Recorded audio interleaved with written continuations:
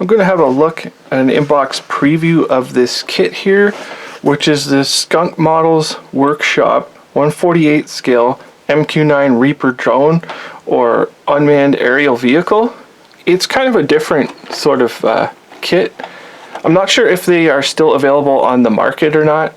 You can see the box art here of, I'm pretty sure that's the actual vehicle, and then a built up model here.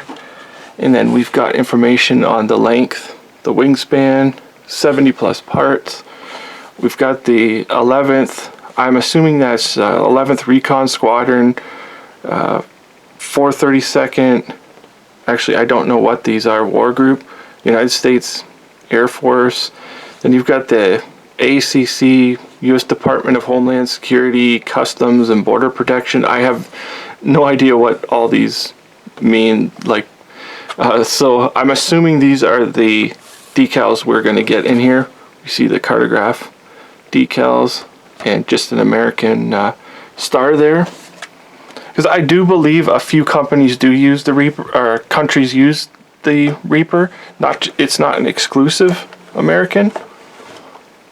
Yeah, okay, so I don't usually read the blurbs, but it says here Italian Air Force and I guess NASA and the Royal Air Force, which would be the UK. So there's a few operators of it.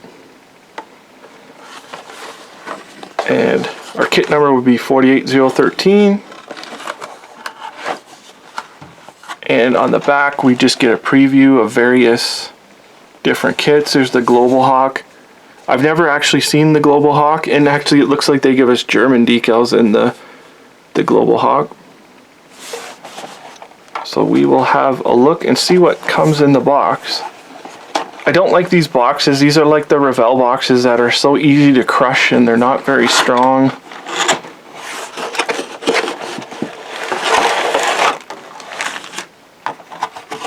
Let's see if I got everything out of there. Oh, the instructions are still in here. I believe that's everything.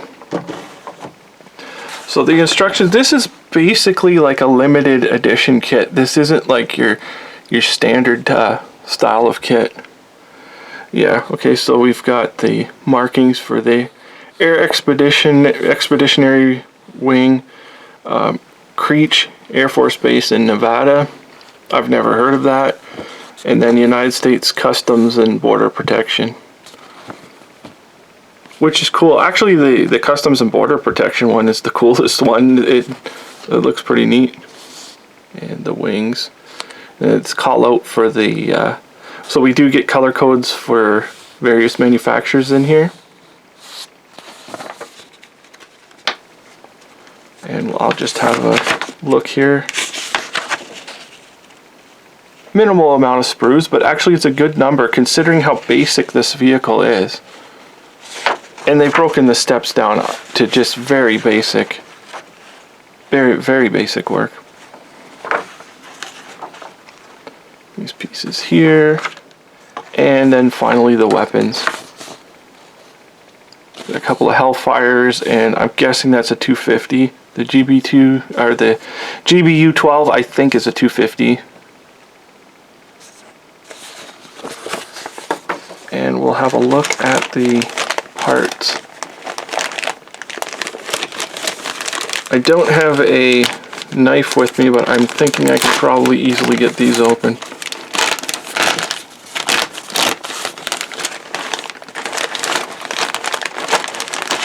Alright. We'll start with the decal sheet. Oh, so you've got full... This must be for the weapons, I'm assuming. Full detail for the weapons. And it's unfortunate the way they packed it. This is bent, but it looks okay. It doesn't look like they're cracked, or there shouldn't be anything wrong with them. And they're glossy.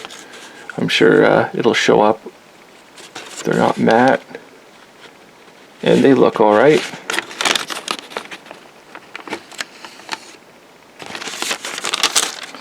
I'll move on to the parts, the wings.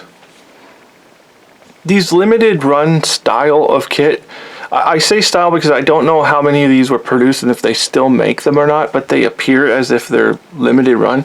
They have that sort of weird texture to them. You can see them here. And oftentimes limited run kits won't have locator pins on them, but this one does. And it looks like you have to have the weapons mounts on them. They're not, you don't open them yourself.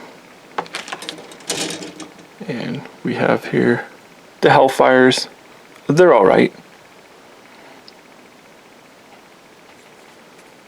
And the propeller.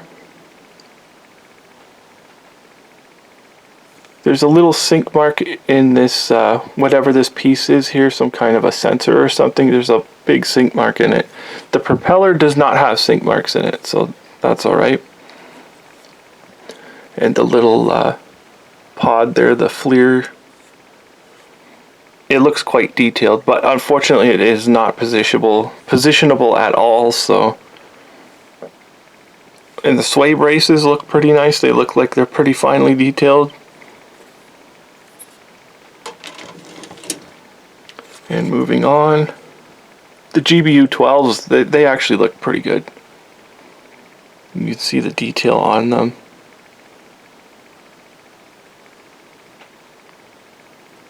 And the engine cover. It's all recessed, the recessed rivets. The gear, unfortunately the wheel is molded in, but it shouldn't be a problem. And the weapons racks.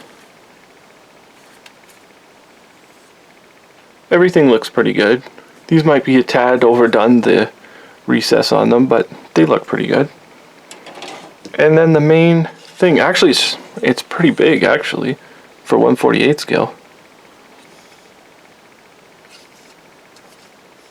And here, not much detail on the inside of the gear bay, but I don't know how much in real life they would actually have anyways. It looks alright. And the last little piece is a tiny little glass part, which just kind of is what it is. There's not much to it. So actually this looks like a really good little kit. Wasn't expecting it to have so many parts to it. But this was the 1/48 scale Skunkmodels Workshop MQ-9 Reaper, and it was kit number 48013. So thank you for watching.